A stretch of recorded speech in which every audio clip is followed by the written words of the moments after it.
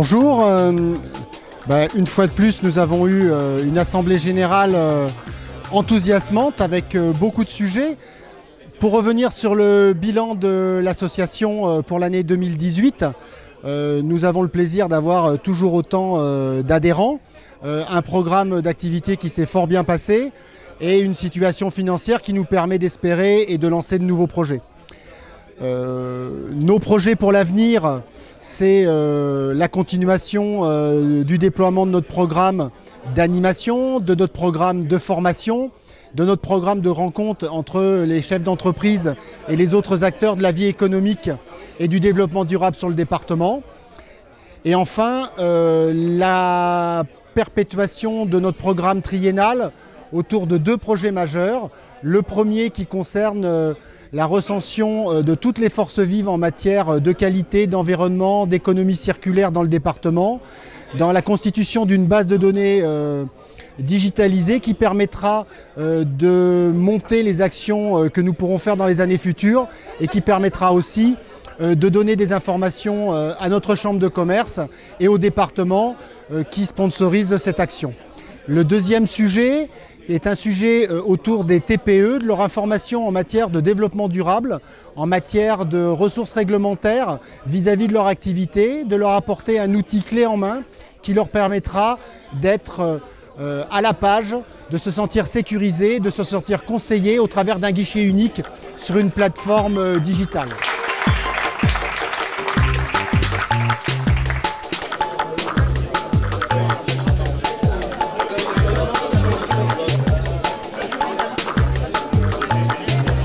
Je voulais remercier Christophe Sempels pour la belle intervention qu'il nous a faite et la belle conférence qu'il nous a faite, qui nous donne plein d'espoir dans les modalités d'un changement permettant une amélioration de la situation des entreprises, tant du point de vue économique, en conciliant l'économie, le développement durable, la diminution de l'empreinte écologique sur nos sociétés, et en essayant de ne pas nier la vocation de performance économique aux entreprises, mais bien au contraire, de rendre cette performance plus durable et avec une moindre empreinte écologique.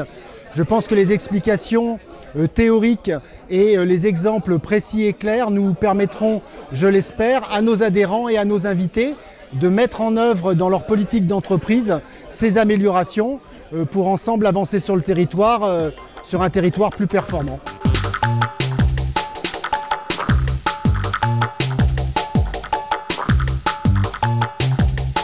Cette intervention, elle a visé à proposer une trajectoire d'innovation en matière de modèle économique d'entreprise. C'est-à-dire la manière dont une entreprise crée de la valeur, la produit, la rend disponible à ses clients et se rémunère sur cette valeur qu'elle crée. Ce que j'ai proposé, c'est essentiellement une mise en cohérence extrêmement forte d'un modèle économique avec une raison d'être qui réinterroge le sens profond de l'entreprise, la raison profonde pour laquelle elle existe du point de vue de ses clients et dans une perspective d'efficience économique très significativement améliorée. Cette efficience économique, c'est quoi? C'est l'efficience environnementale, c'est-à-dire la capacité avec laquelle nous mettons en œuvre nos modèles économiques en respectant, en préservant, voire en régénérant les ressources naturelles.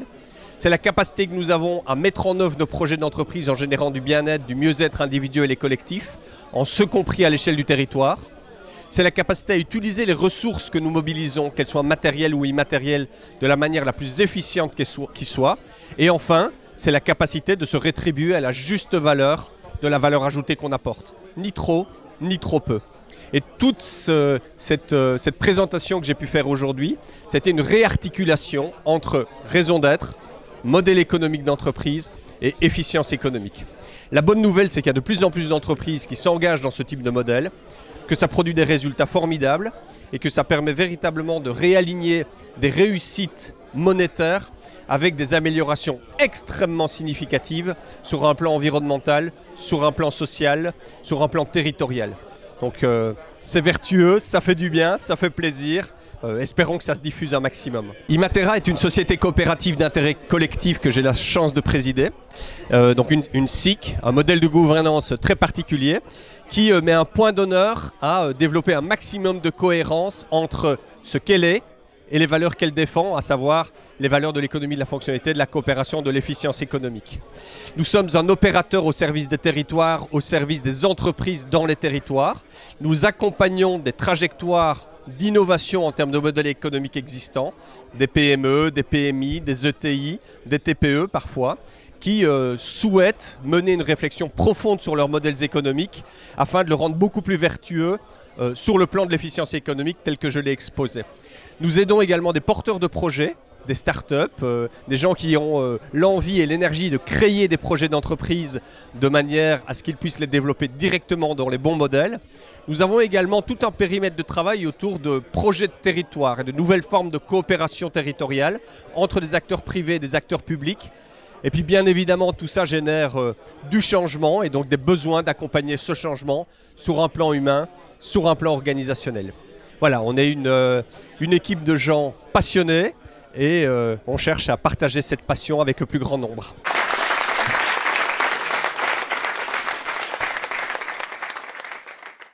Voilà, je vous dis à l'année prochaine pour une nouvelle Assemblée Générale et je l'espère une nouvelle conférence des plus intéressantes. Merci.